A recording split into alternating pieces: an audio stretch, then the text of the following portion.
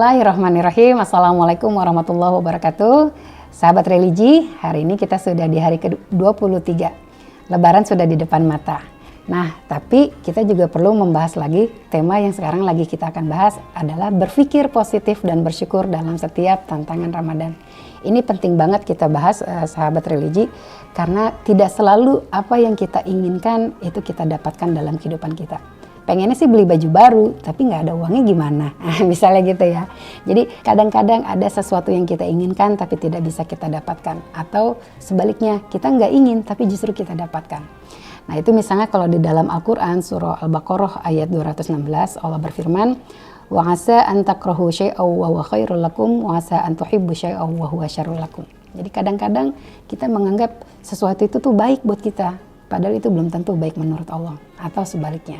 Pentingnya kita untuk berpikir positif, husnuzon tentang apapun yang kita dapatkan dalam kehidupan itu penting untuk menambah energi kita supaya tetap berpikir positif, mendapatkan apa yang kita inginkan. Karena belum tentu apa yang tidak kita dapatkan sekarang itu tidak bisa kita dapatkan di hari kemudian. Kadang-kadang memang perlu bekerja lebih keras untuk mendapatkan apa yang kita cita-citakan. Nah, misalnya seperti itu. Nah, bersyukur dalam hal ini, misalnya kita kalau melihat karya dari Ibnu Qayyim Al-Jauziyah, apa sih makna bersyukur? Bersyukur adalah artinya kita mengakui nikmat Allah yang itu teraktualisasi dalam lisan kita. Kalau kita dapat sesuatu yang membahagiakan, kita akan mengatakan Alhamdulillah. Nah, di hati kita juga berkata, Ya Allah, Alhamdulillah, aku sudah mendapatkan apa yang aku inginkan. Dan itu juga teraktualisasi dari anggota badan kita, bahwa ketika kita bersyukur, artinya kita memanfaatkan apa yang kita dapatkan untuk kebaikan. Nah, jadi jika kita belum mendapatkan sesuatu, kita bersabar. Jika ingin terus diusahakan, silakan lanjutkan. Jika mendapatkan, berarti kita bersyukur. Dan bersyukurnya itu adalah dengan memanfaatkan apa yang kita dapatkan untuk kebaikan. Jadi jika kita mendapatkan sesuatu, tapi tidak kita gunakan untuk kebaikan, berarti kita kufur nikmat. Contoh, kita ingin punya suatu jabatan. Ketika jabatan itu diberikan dan kita menggunakan jabatan itu untuk hal kebaikan, maka itu adalah bentuk syukur. Tapi ketika jabatan diberikan, kita melakukan sesuatu yang tidak dibenarkan, maka itu adalah salah satu bentuk kufur nikmat. Maka oleh sebab itu, bersyukur sekali lagi kita tekankan adalah indikatornya kita menggunakan nikmat yang Allah berikan kepada kita untuk melaksanakan kebaikan-kebaikan yang lain. Sahabat religi, pentingnya bersyukur itu juga diingatkan dalam Al-Quran. Nah, Allah berfirman dalam surah Ibrahim ayat 7, wa id ta'adzana rabbukum la in syakartum la azidannakum wa la in kafartum inna adzabi lasyadid.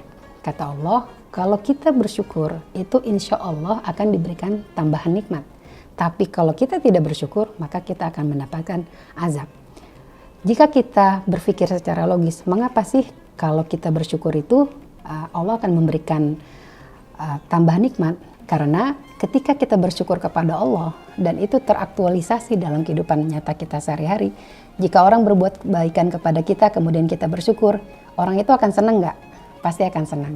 Kan orang itu senang kita mengucapkan terima kasih, itu akan membuka pintu-pintu keberkahan yang lain, sehingga ketika kita mengucapkan terima kasih atas jasa seseorang kepada kita, kita akan terbuka lagi pintu-pintu lain untuk aktivitas kita yang lebih luas lagi. Itu kalau mau kita analogikan. Allah juga kayak gitu. Kalau kita bersyukur atas nikmat yang Allah berikan kepada kita, Allah akan membuka pintu-pintu kebaikan yang lain, karena tadi kita deserve, kita layak untuk mendapatkan itu.